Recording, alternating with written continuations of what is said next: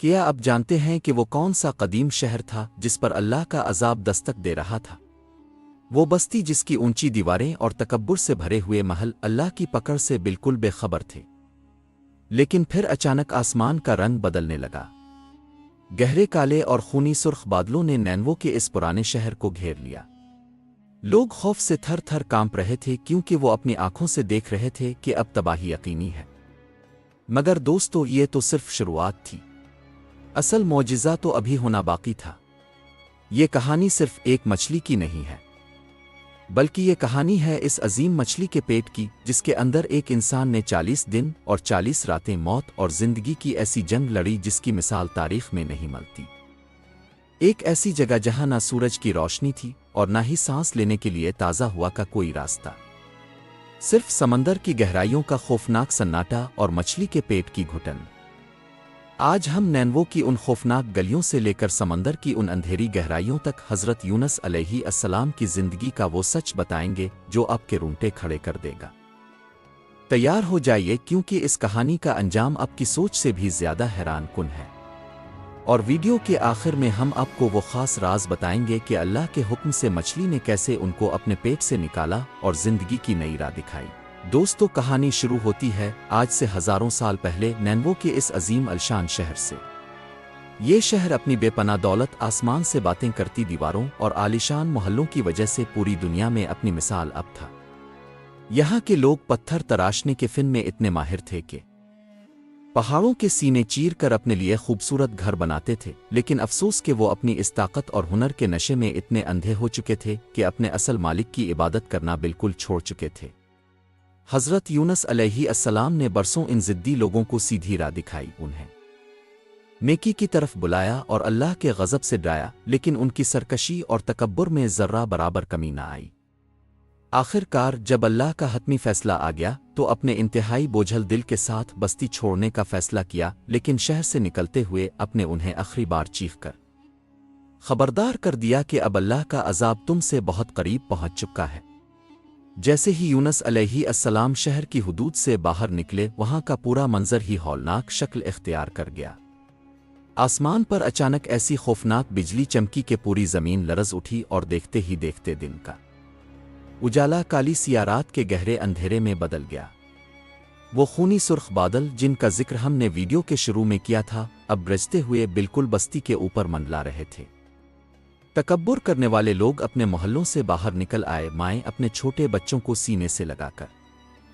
دھاڑے مار کر رونے لگیں، اور تمام مویشی بھی اس آنے والی تباہی کی بو سونگھ کر بے چین ہو گئے اور ادھر ادھر بھاگنے لگے۔ پورے شہر میں ایسی چیخ و پکار مچ گئی کہ ہر شخص اپنی آنکھوں کے سامنے موت کا منظر دیکھ رہا تھا۔ یہ وہ نازک لمحہ تھا جب نینوو کے ہر چھوٹے بڑے کو احساس ہوا کہ یونس علیہ السلام بالکل سچ کہہ رہے تھے، اور اب ان کے پاس توبہ کر کے خود کو بچانے کے لیے صرف چند سیکنڈ باقی رہ گئے تھے۔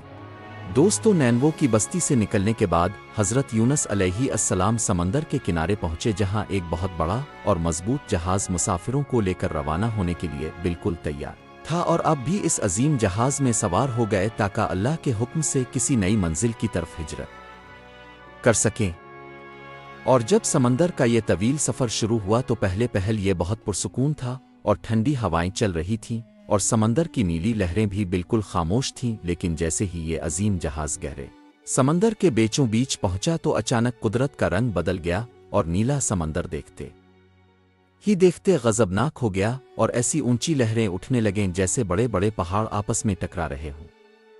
اور تیز ہواؤں کے خطرناک تھپیڑوں نے اس وزنی جہاز کو کسی چھوٹے سے کاغذ کی طرح اچھالنا شروع کر دیا، اور جہاز میں موجود تمام مسافروں کی چیخیں فضا میں گونجنے لگیں، اور ہر طرف موت کا ہولناک منظر تھا، اور ایسا لگ رہا تھا کہ اب یہ جہاز کسی بھی لمحے سمندر کی گہرائیوں میں ہمیشہ کے لیے دفن ہو جائے گا۔ اور تب جہاز کے عملے اور تمام مسافروں کو پختہ یقین ہو گیا کہ ان کے درمیان کوئی ایسا شخص موجود ہے جس کی وجہ سے یہ آسمانی آفت آئی ہے۔ اور اس زمانے کے قدیم طریقے کے مطابق انہوں نے یہ فیصلہ کیا کہ اب ناموں کی پرچیاں ڈالی جائیں گی، اور جس کا نام نکلے گا اسے سمندر کی تند و تیز لہروں کے حوالے کر دیا جائے گا تاکہ باقی لوگوں کی جان بچائی جا سکے۔ دوستو، کیا آپ اندازہ لگا سکتے ہیں کہ جب پہلی بار ناموں کی پرچیاں ڈالی گئیں تو کس کا نام نکلا؟ جی ہاں، وہ نام کسی اور کا نہیں بلکہ حضرت یونس علیہ السلام کا تھا، اور تمام لوگ سخت حیران تھے کیونکہ اب کے چہرے پر موجود نور اور سچائی دیکھ کر کوئی بھی اب کو سمندر میں پھینکنے کے لیے تیار نہ تھا۔ لیکن سمندر کا غصہ لمحہ با لمحہ بڑھتا ہی جا رہا تھا، اور اب یہ فیصلہ ہونا باقی تھا کہ کیا اس جہاز کو بچانے کے لیے اب کو قربان کیا جائے گا۔ دوستو، جب تیسری بار بھی نام کی پرچیاں ڈالی گئیں اور ان پر حضرت یونس علیہ السلام ہی کا نام نکلا تو اب سمجھ گئے کہ یہ اللہ کا فیصلہ ہے، اور اپنے خود کو سمندر کی تند و تیز لہروں کے حوالے کر دیا۔ جیسے ہی اب پانی میں گرے ایک بہت ہی عظیم الشان اور دیو قامت مچھلی اللہ کے حکم سے وہاں پہنچی، اور اس نے آپ کو بحفاظت اپنے پیٹ میں اتار لیا۔ اللہ پاک نے اس مچھلی کو پہلے ہی حکم دے دیا تھا کہ یونس میرا نبی ہے، اسے نقصان نہ پہنچانا اور نہ ہی اس کی کسی ہڈی کو ٹھیس لگنے پائے۔ اب حضرت یونس علیہ السلام مچھلی کے پیٹ میں تھے، جہاں نہ روشنی تھی اور نہ ہی باہر کی کوئی آواز سنائی دیتی تھی۔ یہ تین گہرے اندھیروں کا مجموعہ بن گیا تھا، یعنی مچھلی کے پیٹ کا اندھیرا، سمندر کی گہرائی کا اندھیرا اور رات کی سیاہی کا اندھیرا۔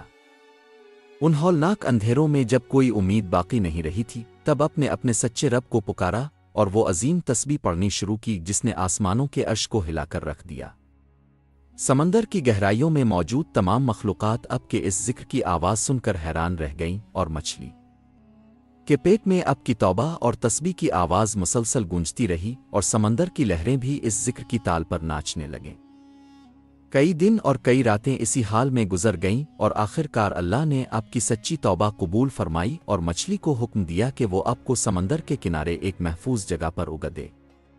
جب آپ باہر آئے تو آپ کا جسم بہت کمزور ہو گیا تھا، لیکن اللہ کی رحمت نے وہاں آپ کے لیے ایک بیل دار پودا اگا دیا جس کے سائے میں آپ کو سکون ملا، اور اس پودے کے پتوں نے آپ کو گرمی اور دھوپ سے بچایا، اور آپ کی صحت دوبارہ بہتر ہو گئی۔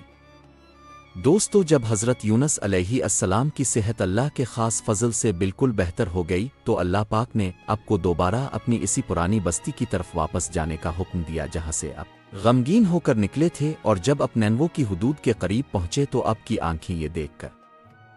حیران رہ گئیں کہ وہاں کا پورا نقشہ ہی بدل چکا تھا، اور وہ لوگ جو پہلے انتہائی ضدی اور سرکش تھے اب وہ سب کے سب سچے اور پکے مومن بن کر اللہ کی عبادت میں مصروف تھے۔ بستی کے ہزاروں لوگوں نے جب اپنے پیارے نبی کو بالکل صحیح سلامت اور زندہ اپنی آنکھوں سے واپس آتے دیکھا تو پورے شہر میں خوشی کی لہر دوڑ گئی، اور ان کی مسرت کی کوئی انتہا نہ رہی، اور انہوں نے آپ کا وہ تاریخی اور شاندار استقبال کیا جو کسی بادشاہ کا بھی نہیں ہوا تھا، اور انہوں نے روتے ہوئے بتایا کہ آپ کے بستی سے نکلنے کے بعد جب انہوں نے آسمان پر عذاب کے وہ ہولناک بادل دیکھے تو ان کے دل کانپ اٹھے تھے، اور وہ سب اپنی جانوں اور اولادوں سمیت گھروں سے باہر نکل آئے تھے، اور انہوں نے سجدوں میں گر کر اپنے گناہوں کی سچی معافی مانگی تھی۔ اللہ تبارک و تعالیٰ کو ان لوگوں کی عاجزی اور توبہ اتنی زیادہ پسند آئی کہ اس نے ان پر منڈلاتے ہوئے عذاب کو ہمیشہ کے لیے دور کر دیا، اور ان کی پوری بستی کو ایک عظیم تباہی سے بچا لیا۔ اور یہ پوری انسانی تاریخ کا وہ واحد اور انوکھا واقعہ ہے کہ جب 1,00,000 سے زیادہ لوگوں کی پوری بستی عذاب کو بالکل سامنے دیکھ کر ایمان لے آئی، اور اللہ نے انہیں معاف فرما دیا، اور اس کے بعد وہ سب لوگ کئی سالوں تک انتہائی محبت اور سکون کے ساتھ اپنی زندگی گزارتے رہے، اور نینوے کا شہر خوشحالی کا نمونہ بن گیا۔ دوستو، اس عظیم اور سچے واقعے سے ہمیں یہ بہت بڑا سبق ملتا ہے کہ اللہ کی رحمت اس کے غضب پر ہمیشہ غالب رہتی ہے، اور وہ اپنے بندوں کی سچی توبہ کا منتظر رہتا ہے۔ اور اگر آپ کو حضرت یونس علیہ السلام کی یہ ایمان افروز اور سبق آموز کہانی پسند آئی ہو تو اس محنت کو سراہنے کے لیے ویڈیو کو لائک کریں، اور کمنٹ باکس میں اپنی محبت کا اظہار سبحان اللہ لکھ کر ضرور کریں، اور ایسی مزید دلچسپ اور معلوماتی ویڈیوز دیکھنے کے لیے ہمارے یوٹیوب چینل کو ابھی سبسکرائب کریں اور بیل آئیکن کو بھی دبا دیں۔